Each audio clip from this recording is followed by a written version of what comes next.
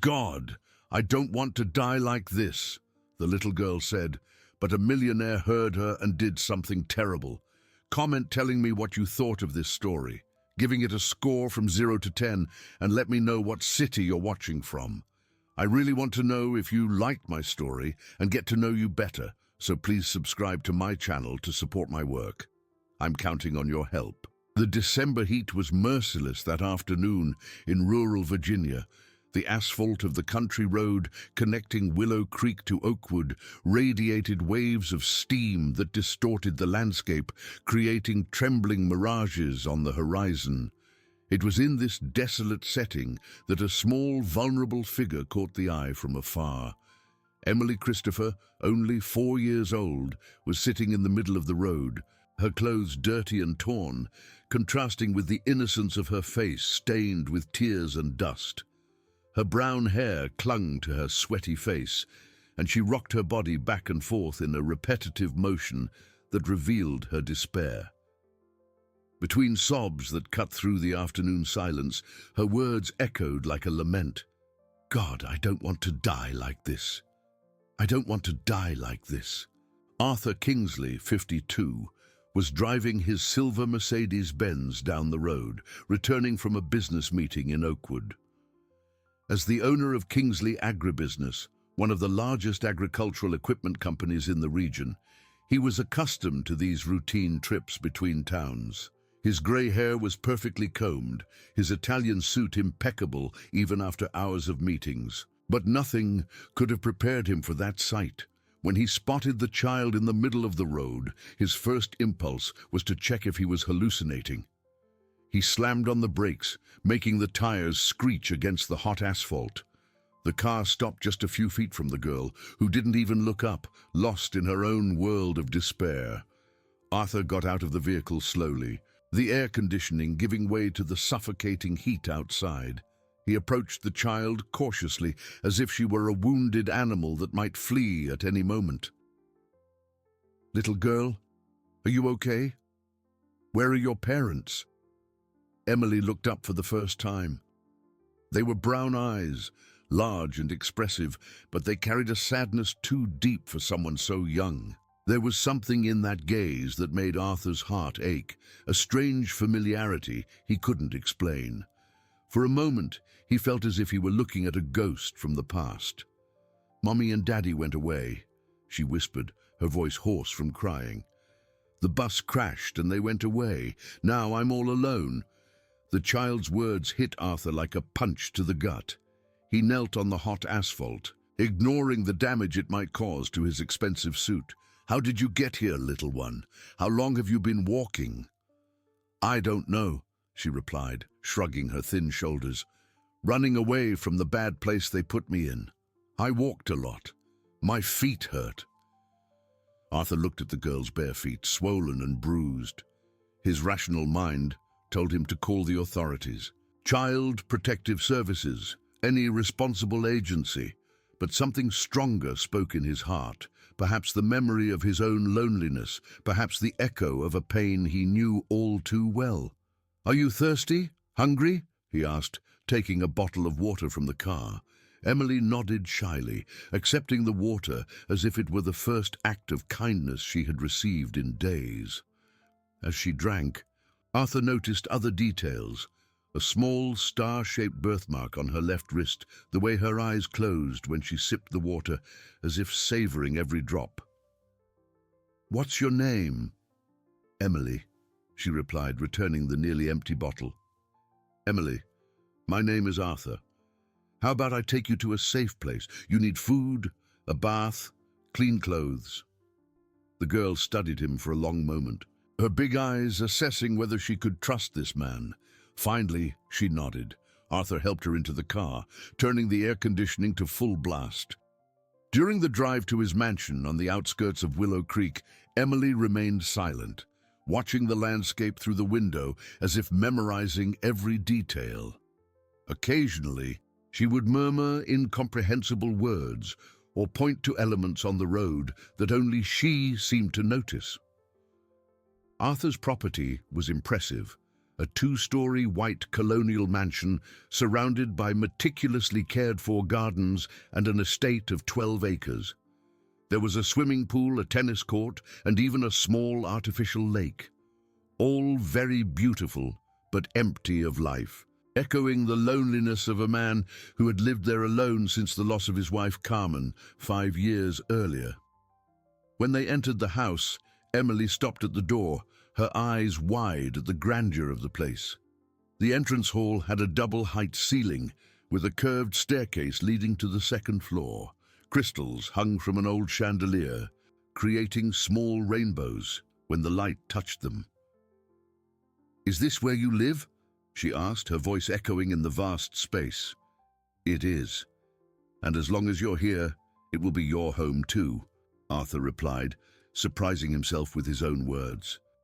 It was then that Emily did something unexpected. She ran to one of the living room walls, where there was a large photograph of a smiling blonde woman. She pointed to the image and whispered something that made Arthur's blood run cold. She was in my dreams." Arthur looked at the photograph of Carmen, his late wife, and then at the child pointing at it with a strange familiarity. Something was happening here, something that went far beyond a simple coincidence. But what exactly he still couldn't comprehend. Beatrice Monroe arrived at Arthur's mansion the next morning, as she had every day for over 15 years. At 45, she was more than a personal assistant. She had become the trusted person who kept both Arthur's business and personal life in order.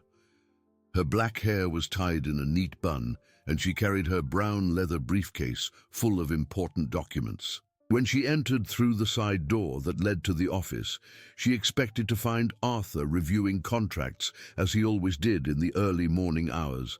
Instead, she heard voices coming from the kitchen, something extremely unusual, as Arthur always had his coffee alone, in silence. "Do you like sweet rolls?" She heard Arthur's deep voice asking with a gentleness Beatrice hadn't heard in years. "I do," a small, shy child's voice replied. Beatrice walked toward the kitchen, intrigued. She found Arthur sitting at the solid wood table, wearing casual clothes instead of his usual suit, and next to him, a small, brown-haired girl eating buttered toast as if she hadn't eaten in days. "Good morning, Mr. Kingsley," Beatrice said, stopping at the kitchen door, clearly surprised. "Ah, Beatrice. Oh, good, you're here. This is Emily," he said, gesturing toward the child. "Emily, this is Beatrice, my assistant and friend." Emily looked up at Beatrice with her large brown eyes, chewing slowly. There was something in those eyes that made Beatrice's chest tighten, a deep sadness mixed with an impressive intelligence for someone so young. "Hi," Emily murmured, turning her attention back to the toast. Beatrice looked at Arthur with a questioning expression. He gave a discreet signal indicating they would talk later. For the next 15 minutes, she observed something extraordinary. Arthur showed a patience and affection she had never witnessed. He cut the toast into small pieces for Emily, made sure she drank enough water, and answered each of the child's questions as if it were the most important thing in the world. "Can I see the books?" Emily asked, pointing to the library visible through the open kitchen door. "Of course you can," Arthur replied, standing up. "Want me to show you?" Beatrice followed them, fascinated by Arthur's transformation. In the library, which occupied an entire room with floor-to-ceiling shelves, Emily walked among the books as if in a sacred temple. Her small hands touched the spines of the volumes with reverence. "This one," she said, pointing to a thick book on the highest shelf. "Can I see?" Arthur took the book, a treatise on American colonial architecture. To his surprise, Emily opened the book and began to flip through the pages with full attention, studying each image, each floor plan, as if she perfectly understood the content.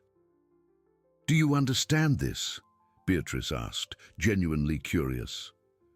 "The houses talk to me," Emily replied simply, turning a page. "This one is just like the one I dreamed of yesterday." Arthur and Beatrice exchanged a look. The child was pointing to the blueprint of an 18th century colonial house with extremely specific architectural details. After an hour in the library, Arthur took Emily to the garden, where she became fascinated by the rose bushes Carmen had planted years before. Beatrice took the opportunity to talk to him in the office. "Arthur, I need to know what's happening," she said, closing the door behind her. "Who is this child? Where did she come from?"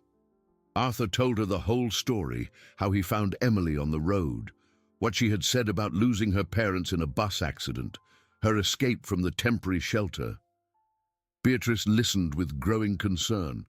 "Have you contacted the authorities?" she asked. "Not yet," Arthur admitted. "I know I have to, but there's something about her, Beatrice, something familiar I can't explain." "Familiar how?"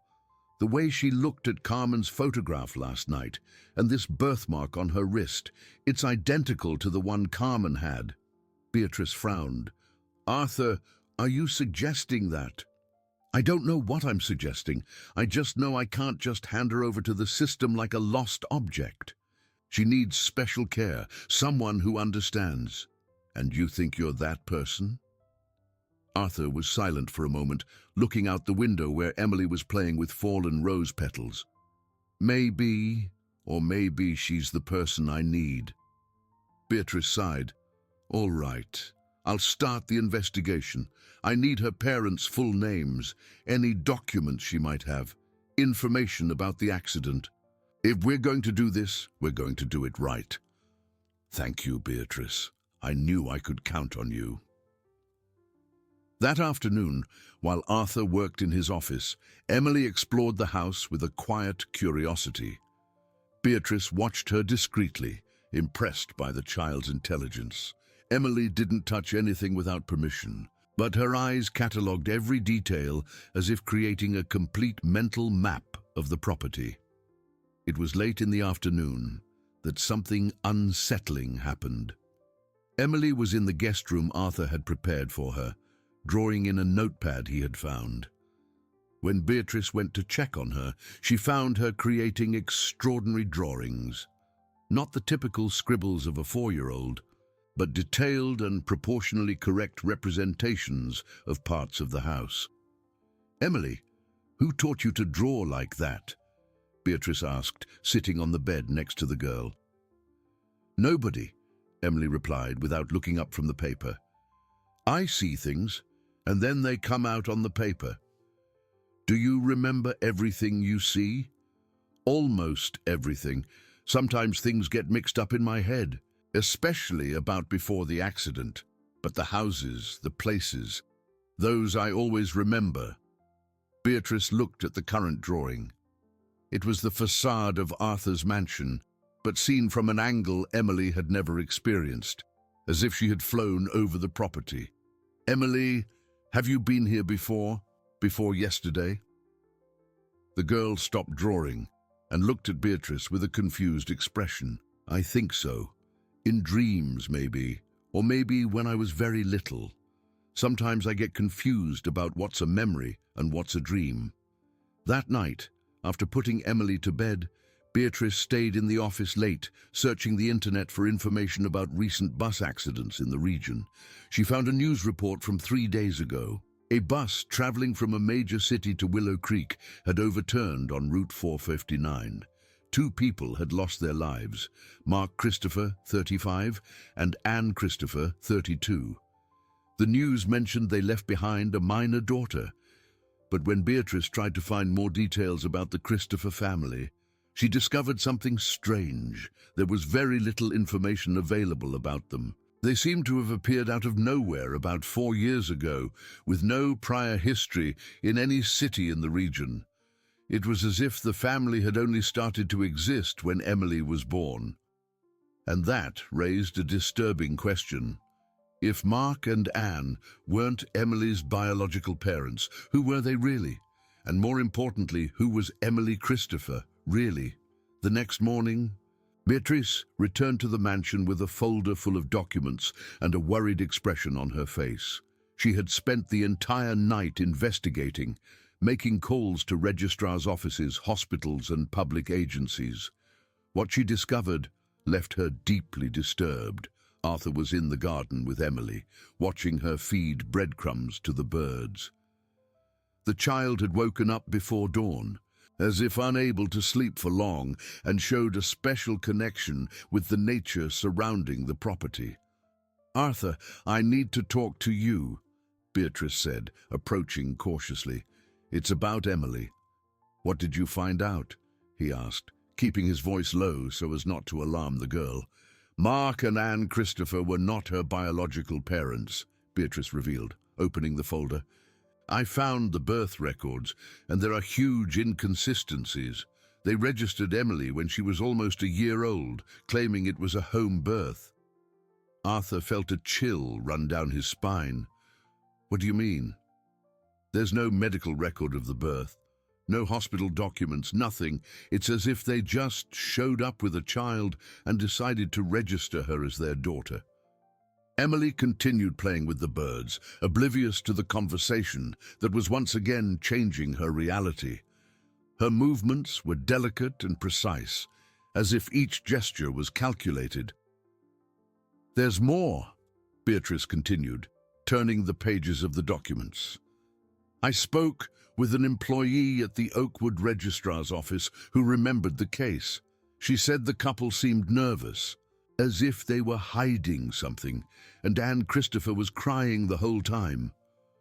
"Why would someone do that?" Arthur murmured. "There are several possibilities. Maybe they found Emily abandoned and decided to raise her as their own, afraid the system wouldn't take good care of her. Or maybe what? Maybe they knew the biological parents and were fulfilling some kind of promise." At that moment, Mr. Benedict, the property's gardener for over 20 years, approached carrying a hose. He was a 68-year-old black man with white hair and hands calloused from work. He had always been discreet and respectful, but that morning there was something different in his expression. "Excuse me, Mr. Kingsley," he said, taking off his hat. "Can I say something?" "Of course, Benedict. What is it?" The gardener looked at Emily, who was now drawing in the dirt with a stick, and then back at Arthur. "It's about the little girl. She reminds me a lot of a young woman I used to see around here a few years ago." Beatrice and Arthur exchanged an alert look. "What do you mean, Benedict?" Arthur asked. "Back around 2018, 2019, there was a young woman who used to visit Mrs. Eleanor next door. Brown hair, big eyes, just like the little one there. She'd come sometimes, always looking worried, always looking over here, at this house." "Did you ever speak to her?" "Only once. She asked about Mrs. Carmen, if she was okay, if she was a good person. I thought it was strange at the time, because she seemed to know your wife, but Mrs. Carmen never mentioned knowing the young woman." Beatrice took notes quickly. "Do you remember her name?" "Mrs. Eleanor called her Cecilia something." Arthur felt as if the world had stopped. Cecilia was the name of Carmen's twin sister, the sister who had disappeared from the family at 16 after a terrible fight with their parents. Carmen had always blamed herself for not going after her, for letting pride get in the way. "Benedict, are you sure about that name?" Arthur asked, his voice trembling slightly. "I am. And there's one more thing that caught my attention. The young woman had a mark on her wrist, just like the one Mrs. Carmen had. A small star." Beatrice looked at Emily, who at that moment raised her left wrist to push her hair from her face, revealing the small star-shaped mark they had noticed on the first day. "My God," Beatrice whispered. Arthur stood up abruptly, pacing back and forth. The pieces were starting to fit together in a way he wasn't prepared to accept. If Cecilia had been in the neighborhood years ago, if she asked about Carmen, if she had the same birthmark. "Benedict, when was the last time you saw this young woman?" Beatrice asked. "About 4 years ago, give or take. She showed up one last time, but she was different. Seemed very sad, very thin. She talked with Mrs. Eleanor for a long time, and then never came back." "I need to talk to Mrs. Eleanor," Arthur said, determined. She's traveling, visiting her daughter in Richmond, Benedict replied. She's not back until next week. While the adults talked, Emily had quietly approached. She was holding a drawing she had just made in the dirt. Two female figures holding hands, one slightly taller than the other. "Uncle Arthur," she said, using a term of endearment for him for the first time. "These two ladies appear in my dreams sometimes.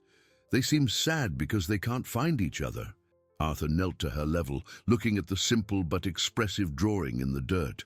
"What are these dreams like, Emily?" "One of the ladies lives in a big, beautiful house like this one. The other is far away, always walking, always searching. And there's a baby she carries, a baby that won't stop crying." The silence that followed was heavy with emotion. Beatrice had tears in her eyes. Benedict was nodding, as if he finally understood something that had puzzled him for years, and Arthur felt his chest tighten with the possibility of what these dreams could mean. "Emily," Arthur said gently, "do you remember anything else about these ladies?" "They have the same mark as me," she replied, showing her wrist, "and they sing the same song, a song about little birds that fly home when they're lost. Carmen used to sing that exact song. It was a lullaby their mother had taught them when they were children. If Cecilia had taught the same song to Emily." That afternoon, Beatrice expanded her research. She called psychiatric hospitals, rehabilitation clinics, shelters for women at risk. She was looking for any record of a woman named Cecilia who might have given birth about 4 years ago. Meanwhile, Arthur spent hours watching Emily, noticing details that had previously gone unnoticed. The way she tilted her head when she was thinking, exactly like Carmen did. The way she bit her lower lip when she was concentrating. Even her laugh had familiar echoes. At the end of the day, as he put Emily to sleep, she asked a question that left Arthur speechless. "Uncle Arthur, why do I feel at home here? Why does it feel like I already know every corner of this house, even though it's my first time here?" It was a question he didn't have an answer for yet, but it would keep him awake all night, reliving every conversation he'd had with Carmen about her lost sister, every tear she had shed over Cecilia's absence. Dr. Ernest Caulfield arrived at Arthur's mansion on a rainy December afternoon, carrying his time-worn leather medical bag. At 62, he had been the Kingsley family doctor for over 2 decades, having known Arthur since he was young and having cared for Carmen throughout the pregnancy that ended in tragedy. "Arthur, my boy, I got your call and came as fast as I could," the doctor said, shaking the rain from his overcoat. "Where is the child?" "She's in the library, doctor. She spends hours there every day," Arthur replied, guiding him down the hall. "I want you to examine her, but also, there's something I need to tell you." Dr. Caulfield stopped, observing the tense expression on Arthur's face. "What is it? Is she sick?" "It's not that. It's about the resemblances I've noticed between her and Carmen." In the library, they found Emily sitting on the floor, surrounded by books on architecture and history. She had created a kind of fortress of knowledge around herself and was drawing in a notebook with absolute concentration. When she saw the doctor, she hid shyly behind Arthur. "Hi, Emily," Dr. Caulfield said in his gentle voice that had calmed children for decades. "I'm Dr. Ernest. I just came to check if you're okay, all right?" Emily nodded, but stayed close to Arthur. During the examination, which Dr. Caulfield conducted with extreme delicacy, he began to notice details that intrigued him more and more. The child was healthy, but there was something in her physical features that awakened echoes of memories. "Emily, can I see your left wrist?" he asked, suddenly remembering something. When she extended her hand, revealing the star-shaped birthmark, Dr. Caulfield felt a shiver run down his spine. It was identical to the mark Carmen had in the same place.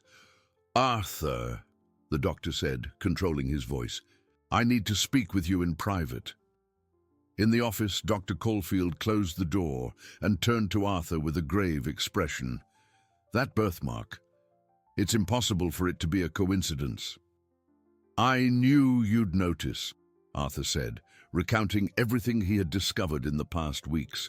Emily's dreams, Mr. Benedict's words about Cecilia, the irregularities in the adoptive parents' documents. Arthur, are you telling me you believe this child could be Cecilia's daughter? I'm saying all the evidence points to it. And you, as a doctor, can you tell me, is it possible for a birthmark to be hereditary? Dr. Caulfield ran a hand through his grey hair. Yes, certain birthmarks can be passed down genetically, especially between siblings or close relatives. But Arthur, if this is true, Emily is my niece. She's the only family I have left. That night, Dr. Caulfield suggested they run genetic tests to confirm the relationship. But there was a problem. They would need a DNA sample from someone in the family to compare, and the only person available was Arthur himself. Technically, since you were married to Carmen, you don't share direct DNA, Dr. Caulfield explained, but I can request more specific tests that compare common genetic markers in families. While the adults discussed the situation, Emily had returned to the library. This time, she was flipping through a photo album she had found on one of the lower shelves. They were photos of Carmen's family, old, from when she was a child. "Uncle Arthur!" she suddenly shouted, making everyone run to the library. Emily was pointing at a yellowed photograph showing two identical girls, about 10 years old, playing in a garden.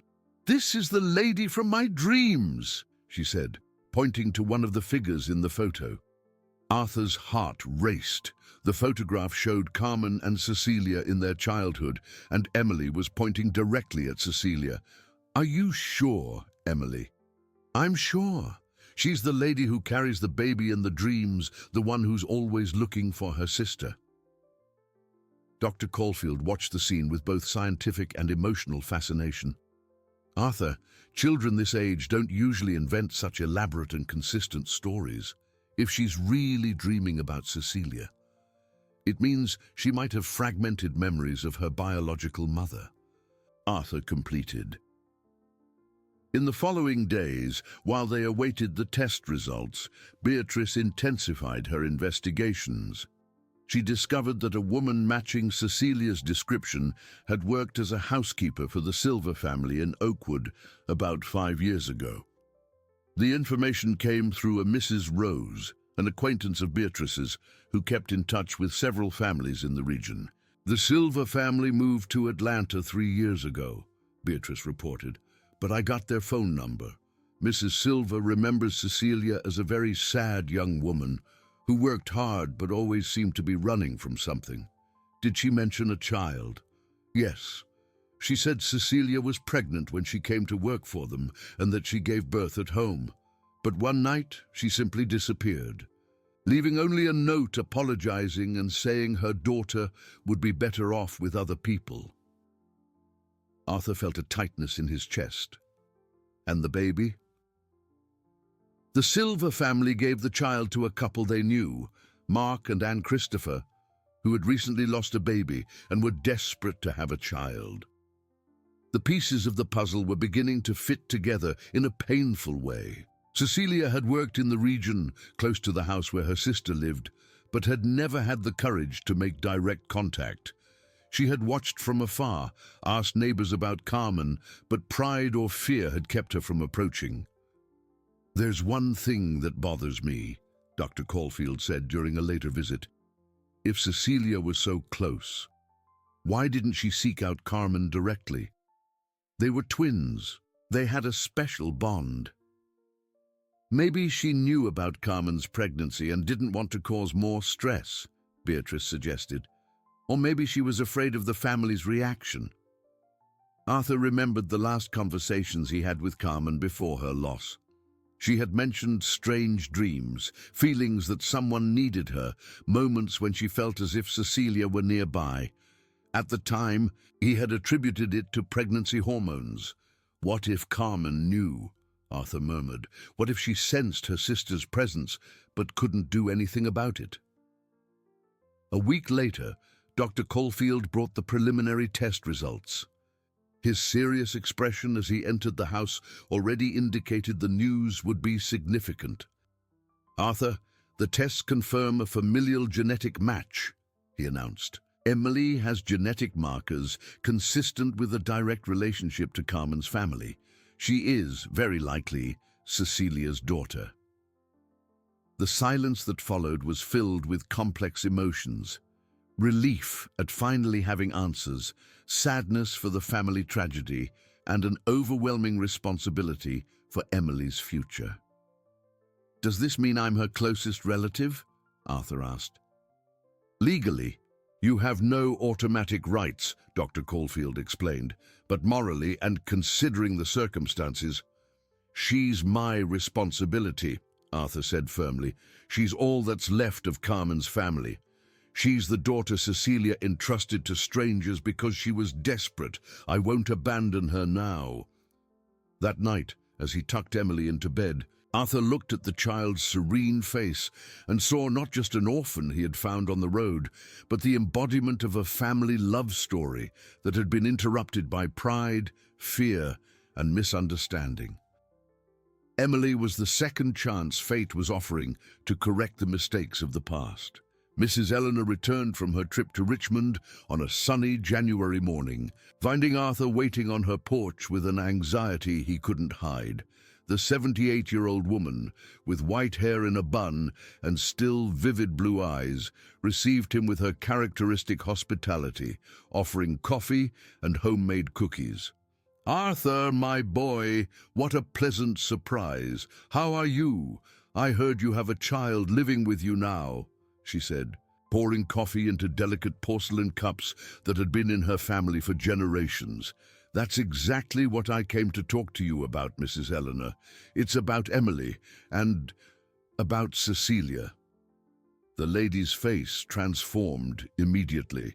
Joy gave way to an expression of concern mixed with sadness. She placed the cup on the table with trembling hands. "Oh, my goodness. You found out about Cecilia. You knew her, didn't you? Mr. Benedict told me she used to visit you." Mrs. Eleanor sighed deeply, as if she had been carrying a weight for years. "I did, my boy. That girl suffered so much. So much. It breaks my heart just to remember. Please, tell me everything. I need to know what happened." Cecilia first showed up here in 2018. She was thin, scared, about 6 months pregnant. She said she was Carmen's sister, but that she couldn't get close to the family because of complications. What kind of complications? She never went into detail, but I realized she had run away from something or someone. She spoke little about the past, but asked a lot about your wife. She wanted to know if Carmen was happy, if you treated her well, if she seemed healthy. Arthur felt a pang in his chest. Did she stay here during her pregnancy?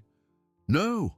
She would show up now and then, always agitated, always looking over her shoulder as if someone might appear. I managed to find her a job with the Silver family in Oakwood, but she kept visiting me. And when the baby was born, Mrs. Eleanor's eyes filled with tears. Oh, my boy, it was a terrible night. It was February 2019, raining heavily. Cecilia arrived here in the middle of the night, in labor.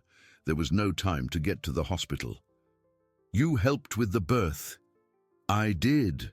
I called Mrs. Mercedes, who's been a midwife for 50 years.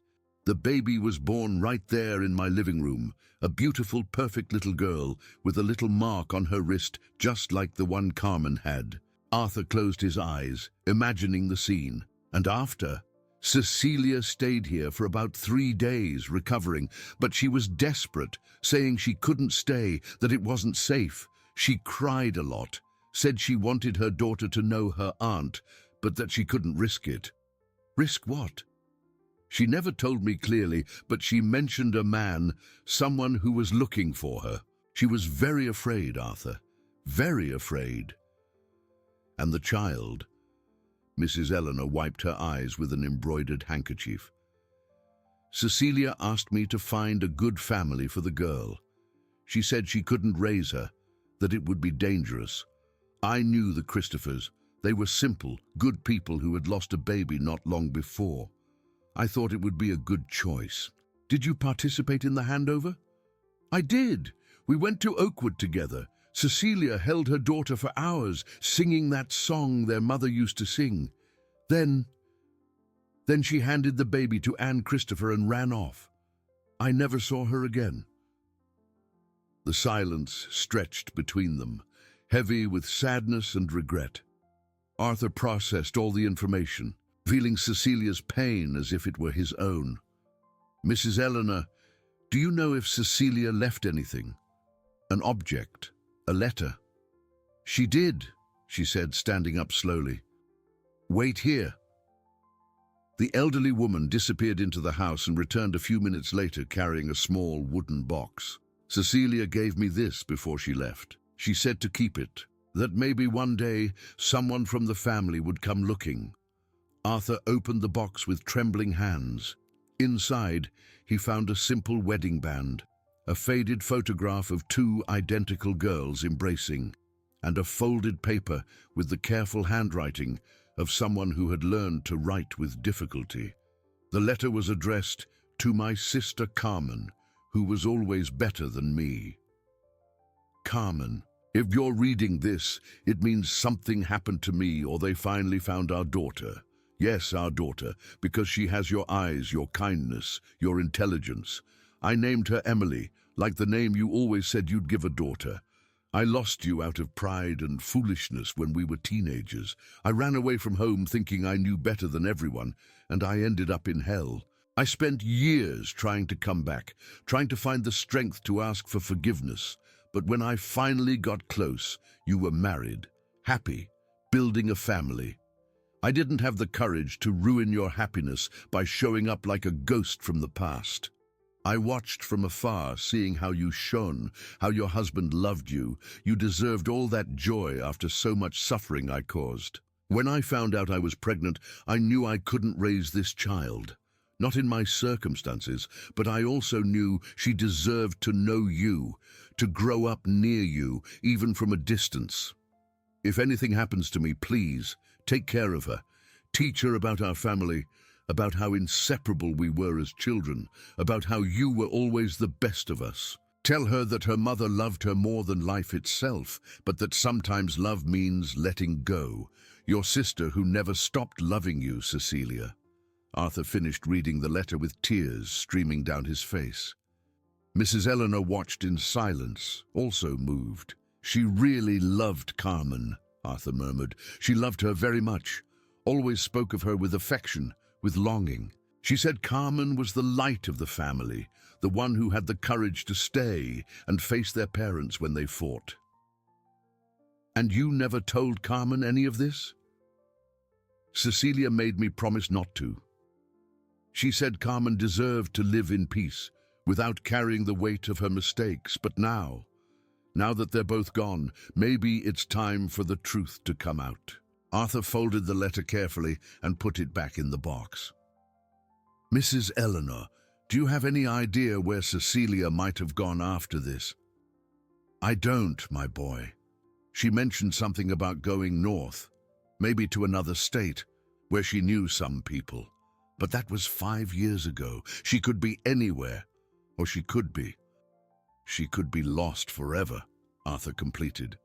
That afternoon, when he returned to his house, he found Emily in the garden, drawing under the magnolia tree that Carmen had planted years before. The child looked up as he approached, and for the first time since he had found her, Arthur saw in her not just an orphan child, but a living link to the story of love and sacrifice of two sisters whom fate had separated. Uncle Arthur, are you sad?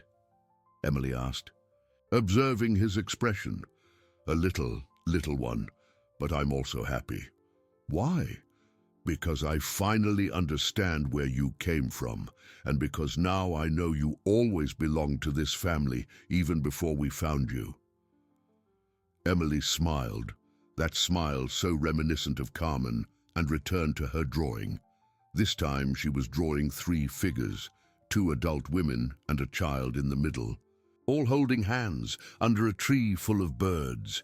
It was as if she knew instinctively that she had found her place in the world. 3 weeks after Mrs. Eleanor's revelation, Beatrice brought news that completely changed the course of the investigation. She had managed to track down the Silva family in Atlanta and, through a long conversation with Mrs. Maria Silva, discovered disturbing details about the period when Cecilia worked for them. "Arthur, I need to tell you something urgent," Beatrice said, arriving at the mansion one February morning with a tense expression. "It's about Cecilia and the reason she was running." Arthur was in his office, organizing the legal documents to begin the adoption process for Emily. In recent days, he had made the final decision to become the child's legal guardian, regardless of the bureaucratic complications it might bring. "What did you find out?" he asked, indicating a chair for Beatrice. "Mrs. Silva told me that Cecilia wasn't just pregnant when she came to work for them. She was fleeing an abusive relationship. Emily's father was a violent man who held her in captivity in New York." Arthur felt his blood run cold. "What do you mean?" "Cecilia managed to escape during a doctor's visit.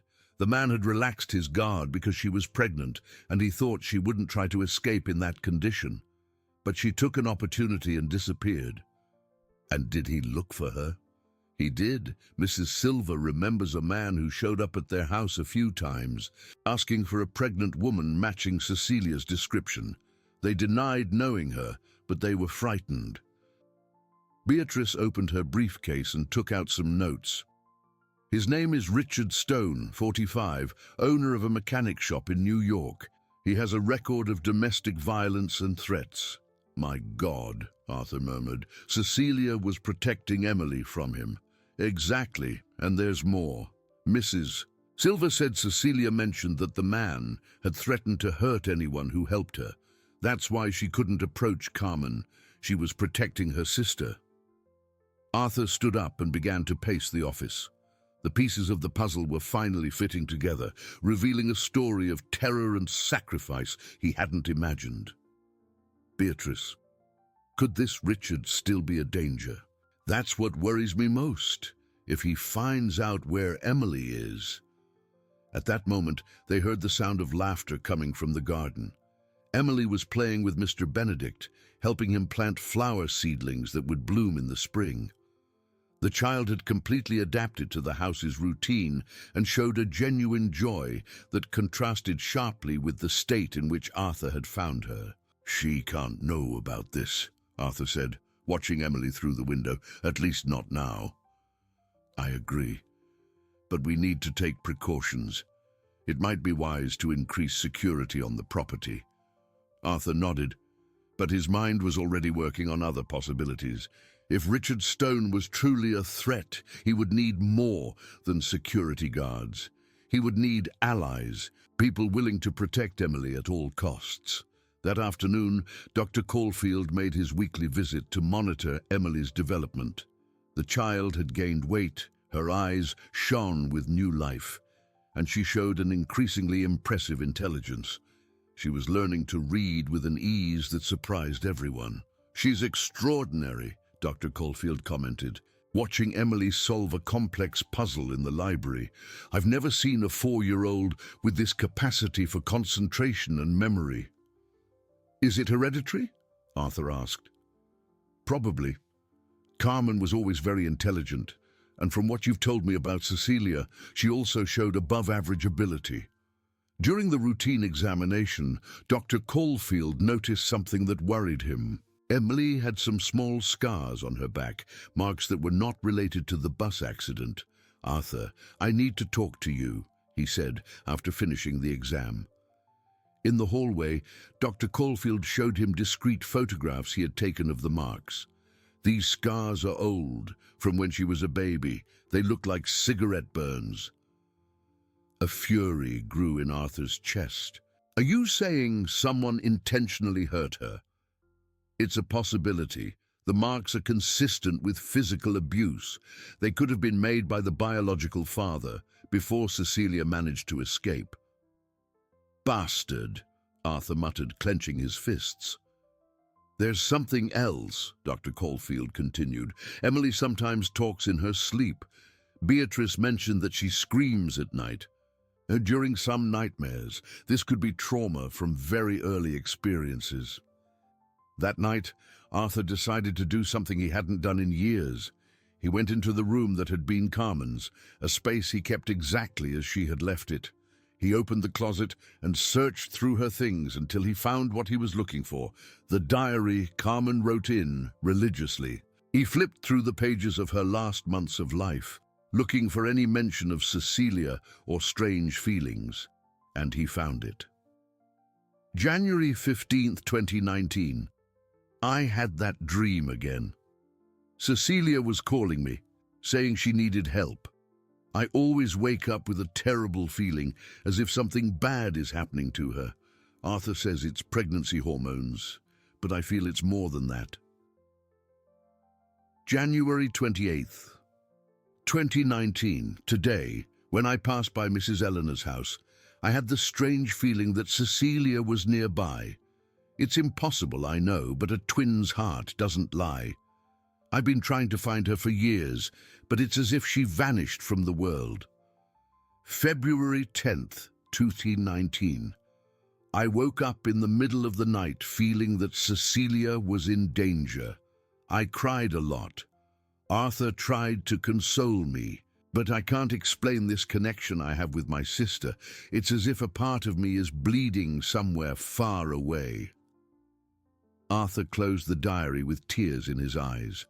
Carmen had felt everything. She had sensed Emily's birth, the danger Cecilia was in, perhaps even her sister's proximity, but she never knew her premonitions were right. The next morning, as they had breakfast, Emily asked a question that caught Arthur off guard. "Uncle Arthur, why am I sometimes afraid of men with deep voices?" Arthur almost choked on his coffee. "What do you mean, little one?" "I can't explain. When I hear men's loud voices, my heart beats fast and I want to hide. Is it because I remember something bad?" "Maybe," Arthur answered carefully. "Sometimes our bodies hold memories of things that happened when we were very little, but you don't have to be afraid. You're safe here." "I know," Emily said, smiling, "but sometimes I dream of a big, angry man who hurts people. And in the dream, my real mom is crying a lot." That afternoon, Arthur made a drastic decision. He called a private security firm and hired 2 discreet guards to watch the property 24 hours a day. He also installed a system of cameras and motion sensors around the entire perimeter. "It might seem like an exaggeration," he told Beatrice, "but I'm not taking any risks with Emily's safety. If Richard Stone shows up here, I want to be prepared." "And what if he comes looking for her?" Beatrice asked. "Then he'll find out he messed with the wrong person," Arthur replied, a steely determination in his voice. "Emily is my responsibility now. She's the only family I have left, and I won't let anyone take her from me or hurt her again." That night, as he checked to see if Emily was sleeping peacefully, Arthur made a silent promise. To Carmen, to Cecilia, and especially to the child sleeping serenely in her bed, he would protect this family that fate had placed in his hands, no matter the price he had to pay. The phone call came on a rainy Thursday in March, when Arthur was reviewing contracts in his office, and Emily was drawing quietly in the library. Beatrice answered with her usual efficiency, but her expression changed drastically during the conversation. "Mr. Kingsley," she said, covering the mouthpiece, "it's the Silver family from Atlanta. Mrs. Maria is very agitated, says it's urgent." Arthur took the phone with a bad feeling. "Hello, Mrs. Silver?" "Mr. Kingsley, thank you for taking my call," the woman's trembling voice said. "I need to warn you about something terrible. A man showed up here yesterday asking about Cecilia again. But this time it was different. Different how? He knew about the child. He knew she had been given to a family in Virginia. And worse, he found out about the Christopher's accident. Arthur's blood ran cold. Does he know Emily survived? I'm not sure, but from the way he spoke, he's looking, and he's furious. He said his daughter had been stolen and he was going to get her back at any cost. Arthur closed his eyes, feeling the weight of responsibility on his shoulders. Mrs. Silver, did you tell him where the child is? Of course not. I lied, said I didn't know anything. But he didn't believe me. He made threats, said he had ways of finding out the truth. What kind of threats? That he would investigate all adoption records in the region, that he had contacts who could help him. Mr. Kingsley, this man is dangerous. You need to be careful. After hanging up, Arthur was silent for several minutes, processing the information. Richard Stone was getting closer, and now he knew Emily had survived the accident. It was only a matter of time before he found out where she was. Beatrice, I need you to cancel all my appointments for the next few days, he said, standing up abruptly, and call Dr. Caulfield. I need to talk to him urgently. Are you going to tell Emily everything? Not yet. First, I need professional guidance on how to approach this with a 4-year-old. Dr. Caulfield arrived 2 hours later, and the 3 adults gathered in the office while Emily played in the garden under Mr. Benedict's supervision. The doctor listened to the whole situation with growing concern. Arthur, this child has already been through enough trauma, Dr. Caulfield said. If the biological father is really as violent as you suspect, any approach could be devastating for her emotional development. But what if he manages to track her here? Beatrice asked. We can't just hope that doesn't happen. Legally, he has rights to the child, Dr. Caulfield continued. Even if he's an abuser, proving it in court could take months or years. And in the meantime, Emily is exposed to danger, Arthur concluded, feeling his frustration grow. At that moment, they heard small footsteps approaching. Emily appeared at the office door, a drawing in her hand and a curious expression on her face. Uncle Arthur, are you talking about sad things? Everyone looks worried, she said, approaching with her sharp child's intuition. We're just talking about work, little one, Arthur lied, forcing a smile. What did you draw? Emily showed him the paper. It was a house surrounded by a high fence, with several people inside who seemed to be hiding. I don't know why I drew this. It just came into my head. The 3 adults looked at each other, once again impressed by the child's ability to pick up on emotional tensions and translate them into images. It's a safe house, Emily said, pointing to the characters in the drawing. The people are inside because there's someone bad outside who wants to hurt them. Dr. Caulfield crouched down to Emily's level. And the people inside the house, are they okay? They are, because they take care of each other, and the bad man never gets in because the fence is too strong. That night, after Emily fell asleep, Arthur made a decision that would completely change their lives. He called a family law specialist he had met years before during a business dispute.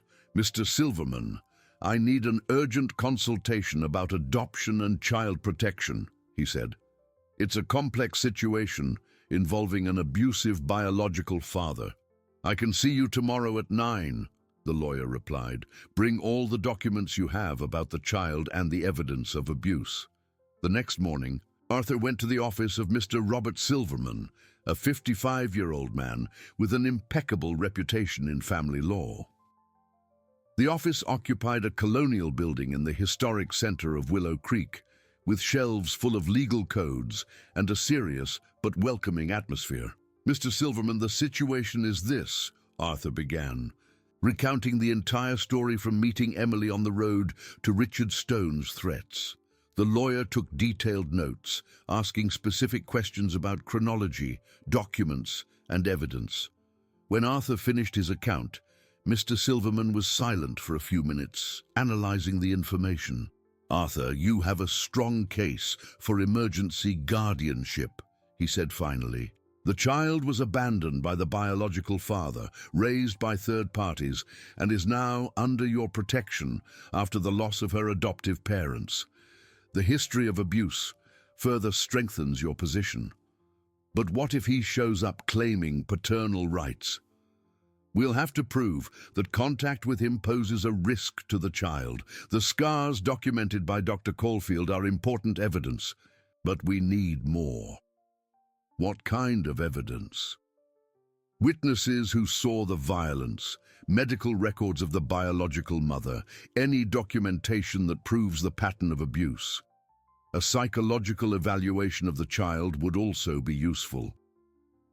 Arthur nodded, already mentally planning the next steps. "How much time do we have?" "If he's really investigating, he could discover Emily's whereabouts in a matter of weeks. I need to file the guardianship petition today." That afternoon, Arthur returned to the mansion with a mixture of hope and anxiety. He found Emily in the makeshift studio he had created for her in Carmen's old office, painting a picture with watercolors. "What are you painting, little one?" he asked, observing the vibrant colors she was mixing. "It's a garden where only good people can enter," she explained, without looking up from the canvas.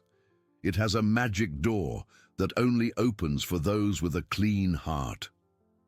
"And how does the door know if the heart is clean?" "It feels it. Good things always know how to recognize other good things," Emily replied with the profound simplicity of children. Arthur was moved by her answer. Despite everything she had been through, Emily maintained a purity and a faith in human goodness that inspired him to fight harder for her. "Uncle Arthur," she said suddenly, "you'll never let me go away, will you?" The question struck Arthur like a bolt of lightning. "Why are you asking that?" Because sometimes I'm afraid someone will come get me and take me to a bad place again." Arthur knelt beside her, holding her small hands. "Emily, I promise you, as long as I live, no one will take you from here. You are my family now, and I will protect you from everything and everyone, even if it's someone very strong, even if it's the strongest man in the world." Emily smiled and returned to her painting, but Arthur noticed that her hands were trembling slightly. The child knew instinctively that a threat was approaching, and that made him intensify his determination to protect her at all costs. That night, he reinforced the security instructions with the guards, reviewed all access points to the property, and began to consider the possibility that he might need to take more drastic measures to ensure Emily's safety. The storm was approaching, but he would be ready to face it. The discovery happened on an April morning, when Mr. Benedict was redoing the rose bed that Carmen had planted years before. He was digging the earth, preparing the soil for new bulbs, when his shovel hit something solid and metallic, producing a sound that made him stop immediately. "Mr. Kingsley!" the gardener shouted, wiping his hands on his work pants. "There's something buried here." Arthur ran out of the house, followed by Emily, who was playing on the terrace.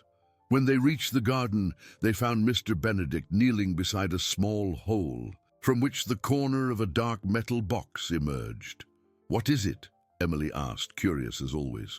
"We don't know yet, little one," Arthur replied, helping Benedict dig around the object. "We'll find out together." The box was larger than it initially appeared, about 16 inches long and well preserved, protected by a layer of plastic. When they removed it completely from the ground, they saw it had a simple lock, but it had rusted over time. "It must have been here for about 5 years, Benedict observed, examining the state of the metal. From the color of the earth around it, it was buried when the rose bushes were still new. Arthur's heart raced. 5 years ago was exactly the period when Cecilia was in the region, working for the Silver family and visiting Mrs. Eleanor. Was it possible that she had buried something in her own sister's garden? "Let's take it inside," he said, carefully picking up the box. "Beatrice needs to see this." In the library, the four of them gathered around the central table while Arthur tried to open the rusty lock. Emily watched everything with intense curiosity, as if she sensed that this discovery would be important. "I got it," Arthur said when the lock finally gave way. Inside the box, protected by plastic bags, was a collection of objects that made everyone fall silent. Photographs, handwritten letters, a small notebook with delicate handwriting, and some personal items that clearly belonged to a woman. "They're letters," Beatrice said, carefully picking up the first envelope. "Addressed to Carmen." Arthur's hands trembled as he recognized the handwriting on the outside of the envelopes. It was the same handwriting as the letter Mrs. Eleanor had kept, only these were much more numerous. There must have been at least 20 letters there. "Can I read one?" he asked, and Beatrice nodded. The first letter was dated March 2018. "Dearest Carmen, I'm only a few miles from you, but I feel millions of light years away. Every day I pass by the road that leads to your house, but I never have the courage to go to the gate. You seem so happy, so fulfilled. I saw you and your husband at the market last week, and he looked at you as if you were the most precious thing in the world. You deserve all this happiness after everything I put our family through. I'm pregnant, Carmen, and very scared. The baby's father is not a good person, and I had to run away from him. I don't know if I can raise this child alone, but I know I can't go back to that life. Sometimes I think about knocking on your door and telling you everything, but I'm afraid you won't forgive me for what I did when we were teenagers. I'm afraid of ruining your peace. Your sister who loves you, Cecilia." Arthur read the letter aloud, his voice breaking at times. Emily listened attentively, even without fully understanding the meaning of the words. "There's more," Beatrice said, picking up another letter. This one was from June 2018. "Carmen, the baby is growing strong inside me. Sometimes I talk to him, tell him about the wonderful aunt he has but can't meet yet. I tell him she's brave, smart, kind, everything I never managed to be. Mrs. Eleanor tells me you're pregnant too.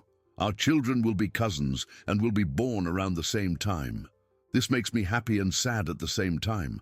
Happy because you'll have the family you always dreamed of. Sad because our babies will grow up without knowing each other. Yesterday, I passed by your house at dawn. All the lights were off, but I stood there at the gate for almost an hour, trying to feel your presence. I swear for a moment it felt like you knew I was there. I love you, my twin sister, Cecilia." There were more letters, each revealing a piece of Cecilia's agony. Her fear of Richard Stone, her adoration for her sister, her guilt for not being able to get closer, and above all, her desperate love for the daughter she carried. The most painful letter was the last one, dated February 2019. "My dearest Carmen, when you read this letter, I may already be gone forever. My daughter was born 3 days ago and she is perfect. She has your eyes, your mark on her wrist, and when she cries, it sounds like she's singing the same song our mother sang to us. I named her Emily, like you always said you'd name a daughter. It's my gift to you, even if you never know. I can't stay, Carmen. Her father found me and he's getting close. If I take Emily with me, he'll hurt her to punish me, but if I leave her with good people, she'll have a chance to grow up away from the violence. I buried these letters in your garden because one day, maybe, you'll find them and know that I never stopped loving you. And if something happens to me, maybe Emily will find her way back home. Take care, my sister. Be happy. And if one day a little girl with eyes like yours appears in your life, know that she brings all the love I couldn't deliver in person. Forever your sister, Cecilia. P.S. If you are reading this, it means Emily found her way to you somehow. Fate was always smarter than both of us. When Arthur finished reading, a heavy silence filled the library. Emily had approached and was looking at the photographs scattered on the table, images of Cecilia during her pregnancy, always alone, always with a deep sadness in her eyes. "Uncle Arthur," she said softly, "this lady in the photos is just like the lady from my dreams." "She's your mother, little one," Arthur replied, kneeling beside her. "Your real mother, who loved you more than anything in the world." "Why couldn't she stay with me?" "Because she was protecting you from a bad person. Sometimes, when someone loves us very much, they have to let us go to keep us safe." Emily nodded with the simple wisdom of children, like the birds that put their babies in safe nests when there are predators nearby. "Exactly," Arthur said, impressed by her analogy.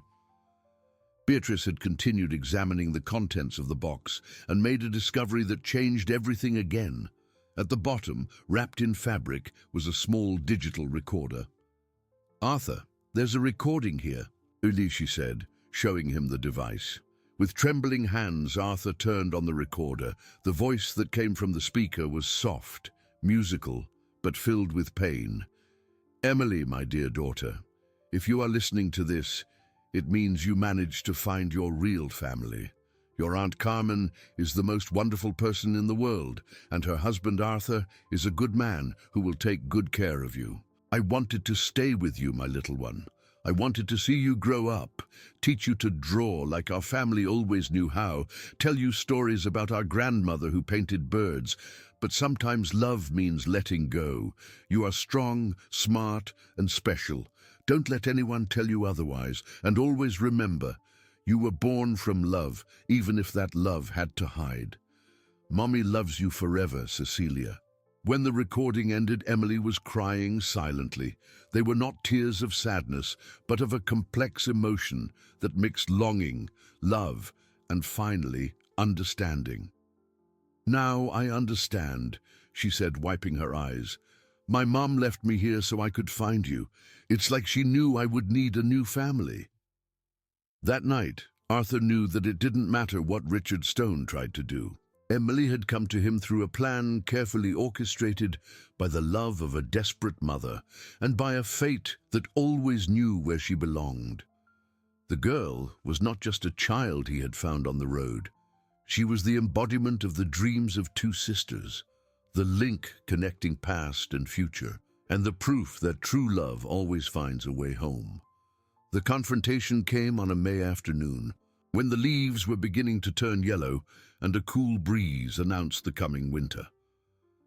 Arthur was in his office, reviewing the legal documents Mr. Silverman had prepared for the adoption process, when one of the security guards alerted him over the intercom. "Mr. Kingsley, there's a man at the gate, says he's the girl's father and wants to talk." Arthur's blood ran cold. Richard Stone had finally arrived. "Where's Emily?" he asked, trying to stay calm. "In the studio with Mrs. Monroe. They're painting. Keep her there. Don't let her see or hear anything, and call Mr. Silverman immediately." Arthur walked to the window and saw a sturdy man of about 45 standing outside the electronic gate. He wore simple clothes, but was visibly agitated, gesturing as he spoke to the guard. There was something in his posture that radiated contained violence. "Beatrice," he said over the internal intercom, "take Emily to her room and stay there. Lock the door and don't come out for any reason." "What's happening?" "Richard Stone is here." Arthur took a deep breath and went out to face the man who had tormented Cecilia's life. When he reached the gate, he saw Richard up close for the first time. He was tall, strong, with large, calloused hands, and his eyes had a hardness that confirmed all the fears Arthur had harbored. "Are you Arthur Kingsley?" Richard asked, his harsh voice carrying a poorly disguised threat. "I am, and who are you exactly?" "Richard Stone, father of Emily Santos Stone. I've come to get my daughter." "Emily is not your daughter," Arthur replied firmly. "She was abandoned by you and raised by another family. She is now under my legal guardianship." Richard laughed with disdain. "Abandoned? That tramp Cecilia stole my daughter from me and ran away like a coward. I've spent 5 years looking for what's mine." "Cecilia ran away because you abused her. And from the marks Emily still carries on her body, you also abused a defenseless child. I don't know what you're talking about, Richard said, but his eyes darted away for a moment. I just want my daughter back. It's my right. You lost your right the moment you raised your hand to a pregnant woman and a baby, Arthur retorted, his voice growing in intensity. You have no proof of any of that. And legally, I'm her father. No judge is going to let some rich guy keep a child that's not his when the real father shows up to claim her. At that moment, Mr. Silverman arrived, accompanied by 2 court officers.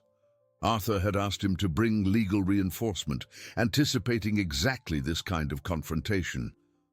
Mr. Richard Stone, Mr. Silverman asked, introducing himself. I am Arthur Kingsley's lawyer. I understand you've come to claim rights over the minor, Emily. Exactly. I want my daughter now. I'm afraid it's not that simple, Mr. Silverman said, pulling documents from his briefcase. We have here a court order for emergency guardianship, based on evidence of abuse and abandonment. The child is under legal protection until it's determined whether contact with you poses a risk. Richard turned red with anger. What evidence? This is harassment. Medical evidence proving intentional injuries caused when she was a baby. Witness testimonies about domestic violence, and most importantly, the fact that you never looked for the child during the 4 years she lived with her adoptive parents. I didn't know where she was. But you also didn't file a missing person report. You didn't contact the authorities. You took no legal action, Mr. Silverman continued. For all intents and purposes, you abandoned the child. During the argument, none of the adults noticed that Emily had disobeyed instructions and left her room. She was now at the 2nd floor window, watching the scene below with an expression of absolute terror. When her eyes met Richard's, she began to tremble violently. Fragmented memories flooded her mind, large hands hurting her, harsh voices shouting, the smell of alcohol and cigarettes, the constant feeling of fear. It's him, she whispered to herself. It's the bad man from my dreams. Beatrice, who had gone to look for her, found her at the window and tried to pull her away from the sight of what was happening below. Come on, Emily. It's not good for you to see this. Is he going to take me away? The girl asked, her large eyes filled with tears. Never, Beatrice promised. Uncle Arthur won't let that happen. Downstairs, the argument had intensified. Richard was clearly losing patience with the legal arguments. Enough talk, he exploded. I came for my daughter and I'm leaving with her. Not while I'm alive, Arthur said, positioning himself firmly between Richard and the gate. You think your money can buy everything, don't you? But blood is blood. She's my daughter, she carries my DNA, and no piece of paper is going to change that. Blood doesn't make a family, Arthur replied. Love, care, and protection make a family, and you never offered any of that to Emily. It was at that moment that something no one expected happened. Emily had managed to escape from Beatrice and came running into the garden, heading straight for the gate. Emily, no! Beatrice shouted, running after her, but the girl wasn't running towards Richard. On the contrary, she ran to Arthur and hid behind him, clinging to his leg as if it were the only solid thing in a crumbling world. Please, she whispered, her voice barely audible. Don't let him take me. I'm so scared of him. Emily's reaction was more powerful than any legal argument. The court officers saw a terrified child hiding from the man who claimed to be her father, and Richard saw that his own daughter completely rejected him. Emily, he said, trying to force a gentle tone. Daddy's here to get you, honey. Let's go home. The girl cowered even more behind Arthur. You're not my daddy, she said, her voice gaining strength. My daddy is Uncle Arthur. You're the bad man who hurt my mommy and made me cry. She doesn't know what she's saying, Richard protested. She's too little. She's been influenced. I do remember, Emily shouted, surprising everyone with her vehemence. I remember you yelling, you hurting mommy, you burning my skin with a cigarette. I remember everything. A heavy silence fell over the group. Emily's memories, finally released by the trauma of seeing Richard again, confirmed all suspicions about the kind of man he was. Mr. Silverman seized the moment. "Officers, you have just witnessed the spontaneous reaction of a 4-year-old child upon seeing her alleged biological father. I believe this confirms our claims about the harmful environment she experienced." Richard, realizing he had lost any advantage he might have had, made one last desperate attempt. "This isn't over," he threatened. "I'm going to sue all of you. I'll prove you're lying, that you're manipulating an innocent child." "You have that right," Mr. Silverman said calmly, "but in the meantime the child will remain under legal protection. And I suggest you find a competent lawyer, because you're going to need one." After Richard walked away, making empty threats, Arthur carried Emily inside.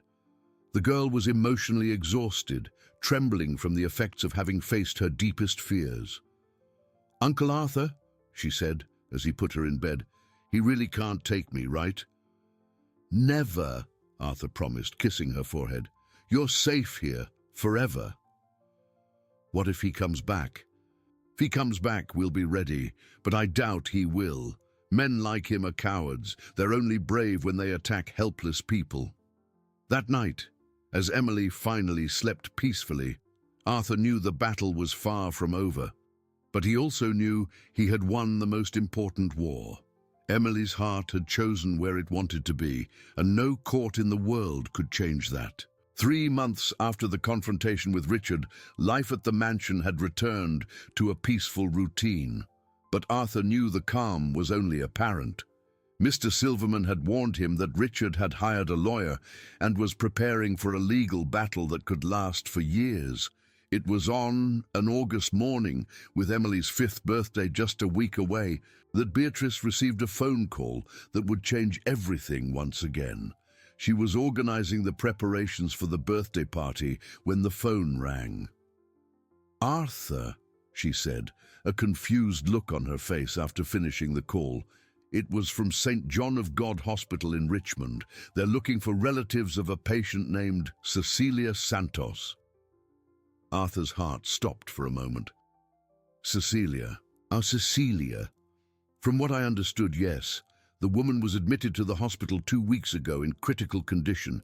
She was unconscious and only now managed to say her name. She asked them to locate her daughter, a girl named Emily." Arthur sat down heavily in his chair. Cecilia was alive. After 5 years of believing she had disappeared forever, that she might be lost or worse, she was alive and in a hospital just a few hours away. "What's her condition?" he asked, trying to process the information. "Serious, but stable. Apparently she was found unconscious in a boarding house in Richmond. She was severely malnourished and dehydrated, as if she had gone without proper care for a long time." "Does Emily know?" "Not yet. She's in the garden with Mr. Benedict, planting flowers for her birthday."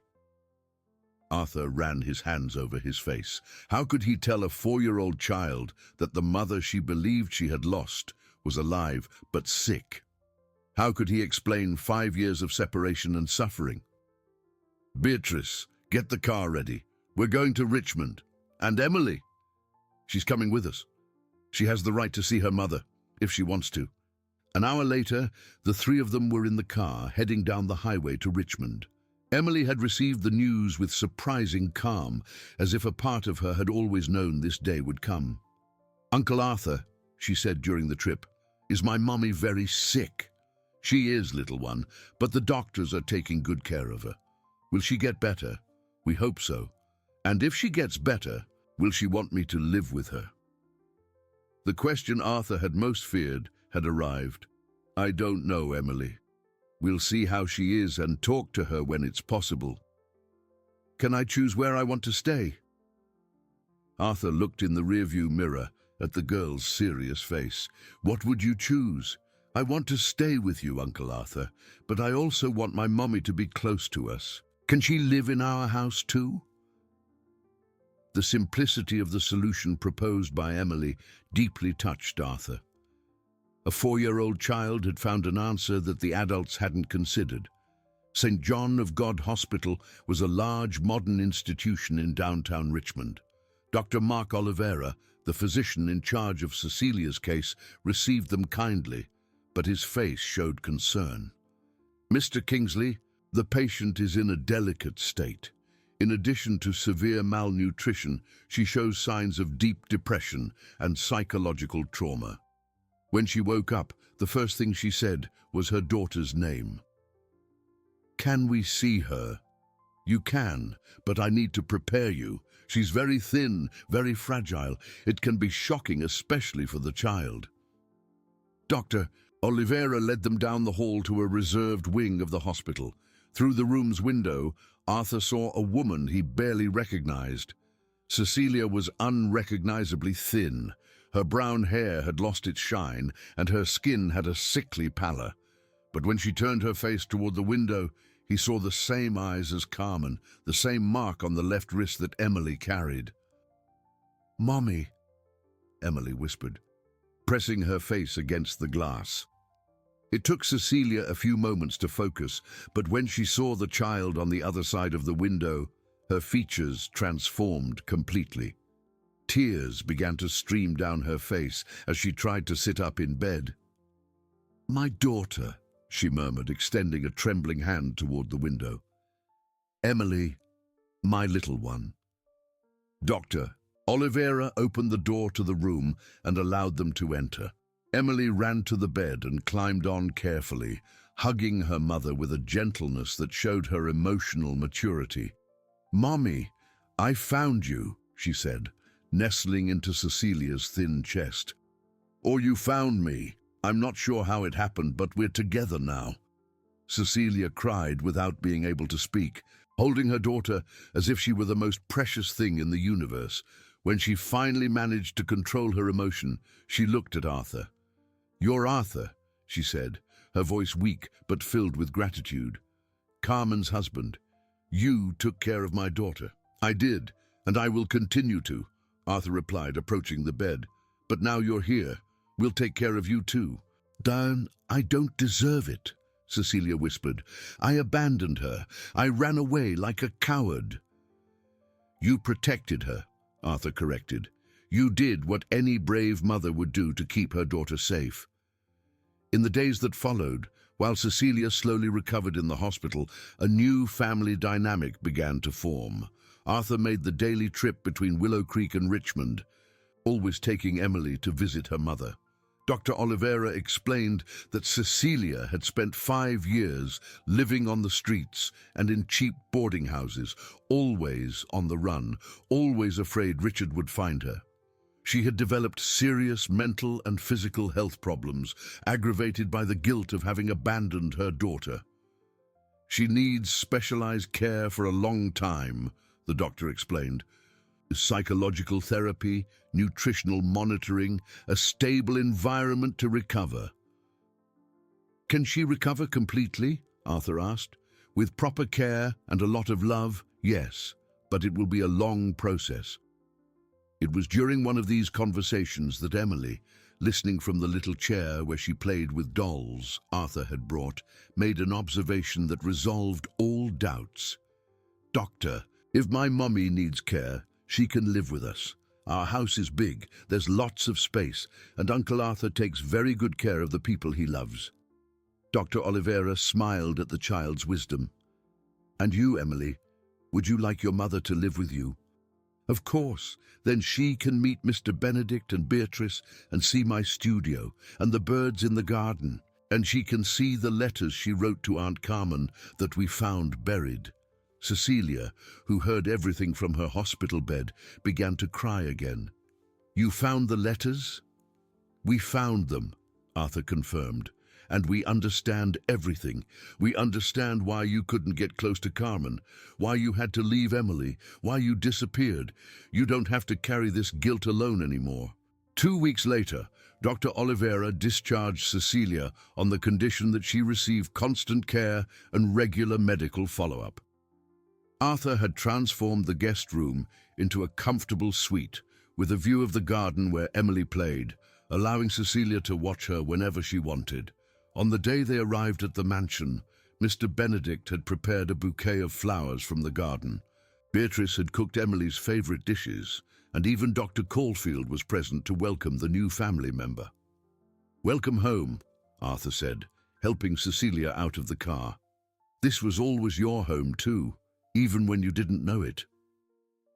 Cecilia looked at the mansion where her twin sister had been happy, where her daughter had found love and security, and for the first time in 5 years, she felt that she might be able to start over. "Thank you," she whispered, "for giving me a second chance to be a mother." "You never stopped being a mother," Emily replied, holding her hand. "You were just far away for a while, but now you're home." Cecilia's adaptation to life in the mansion was a delicate process that required patience from everyone involved. In the first few weeks, she spent most of her time in her room, coming out only for meals and therapy sessions with the psychologist Dr. Caulfield had recommended. Emily, with her childish intuition, instinctively understood that her mother needed time to heal. She created her own routine. Every morning she brought a new drawing to Cecilia, and every afternoon she sat by the bed to tell her about her day. "Today, Mr. Benedict and I planted sunflowers," she would say one September afternoon. "He said that when they grow up, they'll be taller than me. Do you want to see from the window?" Cecilia smiled faintly, allowing her daughter to help her up and walk to the window. It was small but significant progress. Each day she could stand for a few more minutes. "Mommy," Emily said one morning, "why are you so sad sometimes?" Cecilia was sitting in the armchair by the bed, watching her daughter draw on the floor. The question caught her off guard, but she knew Emily deserved honesty. "Because Mommy did things that made her feel ashamed," she answered carefully.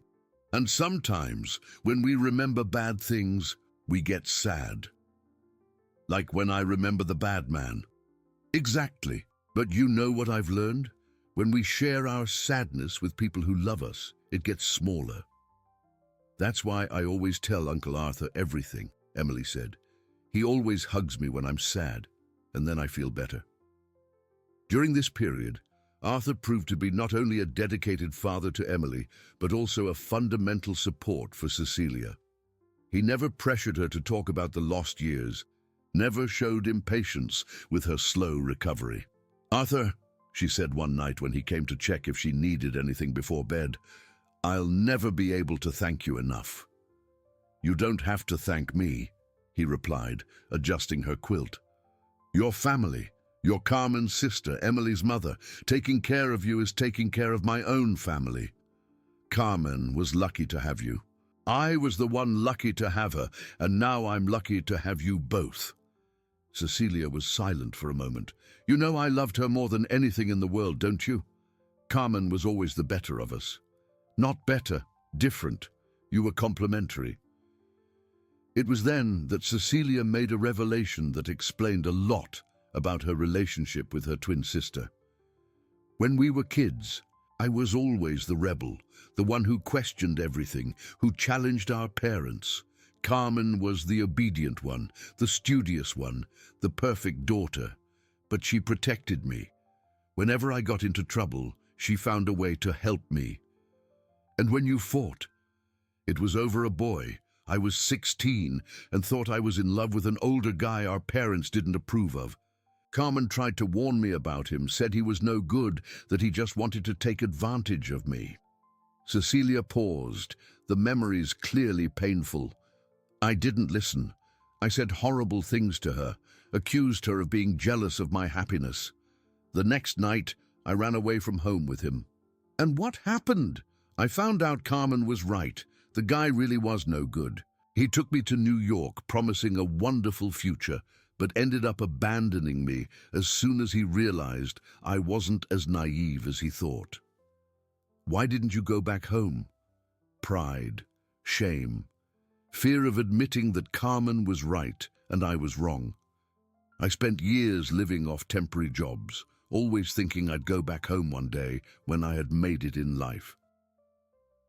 And that's how you met Richard? Cecilia's face hardened at the name. Richard showed up when I was in a very difficult phase. No job, no money, practically living on the street. He offered me shelter, food, protection. At first, he seemed like an angel. But he wasn't. He was the opposite. He started by controlling where I went, who I talked to. Then came the yelling, the threats. When I got pregnant, I thought things would get better, that he would calm down, but it got worse. Arthur listened in silence, finally understanding the extent of the suffering Cecilia had endured. When Emily was born, he got furious because she cried so much. He said a child should be quiet. One night, when she was just a few months old, he lost his temper and... "You don't have to tell me if you don't want to," Arthur said gently. "I have to." He burned her little arm with his cigarette, said it was to teach her not to bother him. That's when I decided I had to run. "And you came near Carmen." "I did. But when I got here and saw how happy she was, how she had built a perfect life, I didn't have the courage to destroy it all by showing up with my problems. She wouldn't have seen it that way. Carmen loved you. I know that now, but at the time, I carried so much guilt, so much shame. I thought it would be better to watch from a distance, to make sure Emily grew up near her family, but without contaminating Carmen's happiness with my mistakes." In the following days, Cecilia began to show more evident signs of improvement. She started having breakfast in the kitchen with Emily and Arthur, helped Beatrice organize some papers, and even went for walks in the garden with Mr. Benedict. It was during one of these walks that she made a discovery that completely changed her perspective on the lost years. Mr. Benedict was showing her the rose bushes Carmen had planted when he mentioned casually, "Mrs. Cecilia, your sister used to talk about you a lot, you know." She did? She did. Especially in the last few months before she passed. She said she felt you were nearby, that she had dreams where you talked like when you were children. Cecilia stopped walking. "Carmen dreamed about me. She dreamed a lot, and she would get sad because she thought they were just dreams. Mr. Kingsley even tried to console her, but she insisted it was more than imagination. She knew I was here. Somehow, she did. A twin's heart, she used to say. She always knew when you needed her." That night, Cecilia asked to see the letters she had written to Carmen and the recording from the recorder. Arthur brought them, along with his wife's diary that mentioned the dreams about her sister. Reading her own words and Carmen's, Cecilia understood that the connection between them had never been broken. Even apart, even without speaking, the two had maintained a spiritual dialogue that crossed years of silence. "She forgave me," Cecilia whispered, closing the diary. "Even without knowing if I was still alive, she forgave me." "And now?" Arthur asked. "How do you feel?" "Free," she answered, and for the first time since she had arrived at the mansion, she smiled genuinely. "Finally, free to be Emily's mother, to honor Carmen's memory, and to be part of this family you've built." "You were always part of this family," Arthur said. "You just needed to forgive yourself to realize it."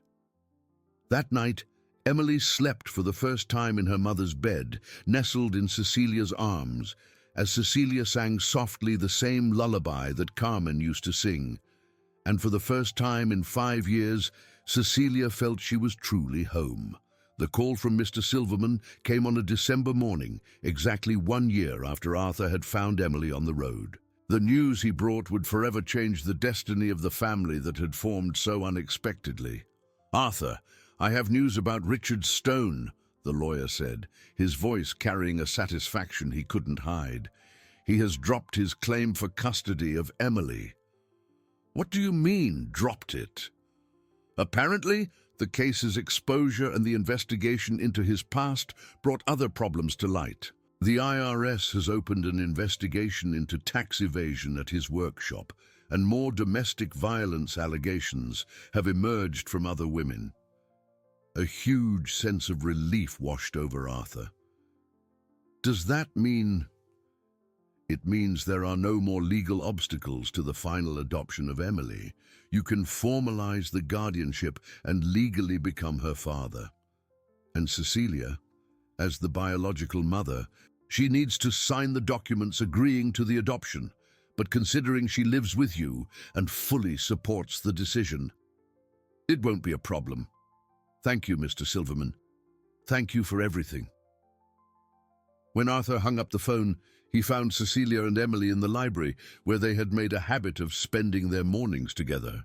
Cecilia had recovered significantly in recent months, gaining weight, regaining her color, and most importantly, rediscovering her ability to be a mother.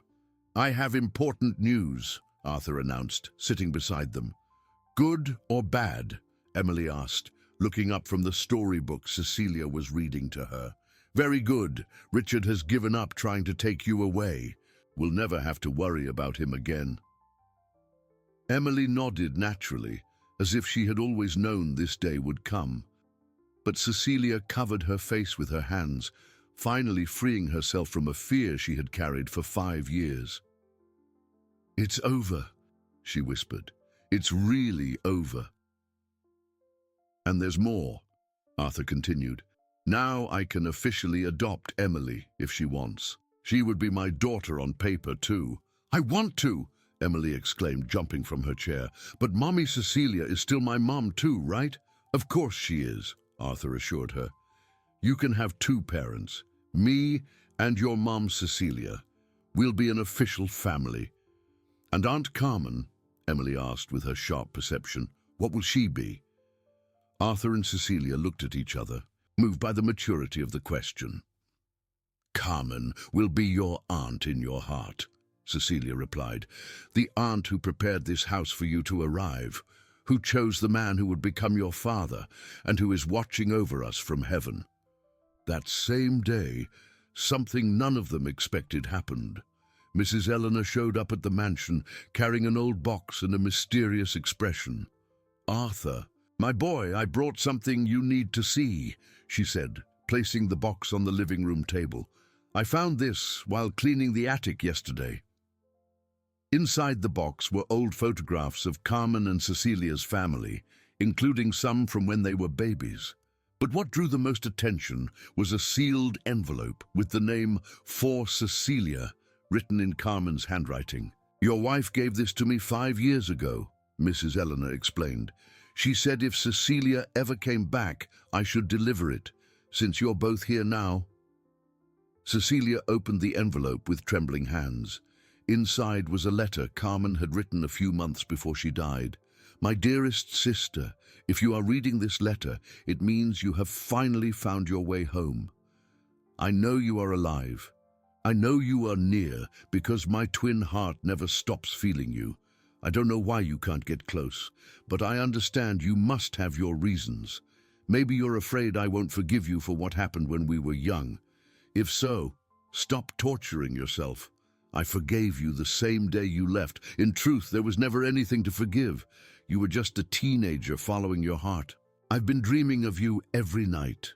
I dream that we talk like when we were children, that you tell me about your life, that we laugh together at the mischief we used to get into. I always wake up missing you, but also certain that you are well. If something happens to me before we meet again, I want you to know that Arthur is a good man. He will take care of you, as he took care of me. This house will always be your home too, and if you have a daughter, as I feel you will, she will be welcome here as if she were my own. Arthur and I have always dreamed of having children, and if we can't have our own, we will raise yours with all the love in the world. Come home, Cecilia. This family is incomplete without you. Forever your twin sister, Carmen. P.S. I'm pregnant. If all goes well, our children will grow up together as cousin siblings. If something goes wrong, at least you'll know I tried to continue our family. When Cecilia finished reading, everyone in the room was crying. Even Mr. Benedict, who had joined the group, was discreetly wiping his eyes. "She knew," Cecilia whispered. "Carmen always knew I would come back. And she prepared everything for Emily to be welcomed." "That's why I felt at home from the first day," Emily said, hugging Cecilia. "Aunt Carmen prepared everything for our arrival." That afternoon, the 4 important adults in Emily's life gathered in the garden for an impromptu but deeply meaningful ceremony. Dr. Caulfield had been invited to witness, and Beatrice had prepared a small table with photographs of Carmen, Cecilia's letters, and a new album where they would begin to document the new phase of the family. "Today," Arthur said, holding Emily's hand, "we make official what our hearts already knew. We are a family chosen by fate, united by love, and blessed by the memory of Carmen." "And protected forever," Cecilia added, kissing her daughter's forehead. "No one will ever separate our family again."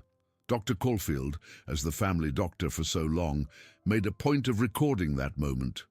"I have witnessed the birth of this family in a unique way. I saw the pain of loss transform into a love for life. I saw a lost child find her true home, and I saw 2 sisters reunite through the daughter of one and the generous heart of the other."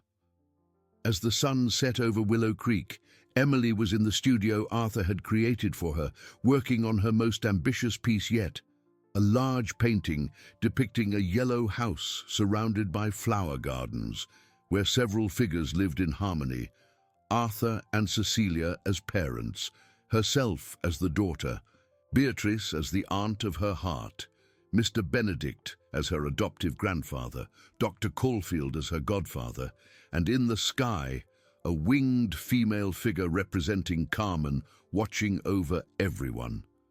"I'm finished," she announced, calling everyone to see her creation.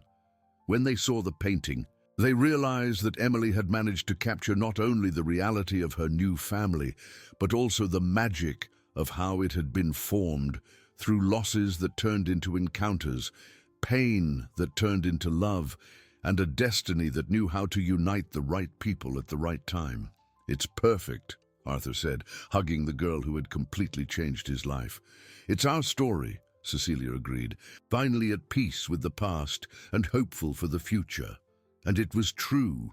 It was the story of a family that had found each other unexpectedly, overcome impossible obstacles, and discovered that true love always finds a way home, even when that path seems lost forever. If you enjoyed this video, please subscribe to my channel. I promise to bring you videos every day that will make your life happier. Comment what you thought of my story with a score from 0 to 10, and thank you so much.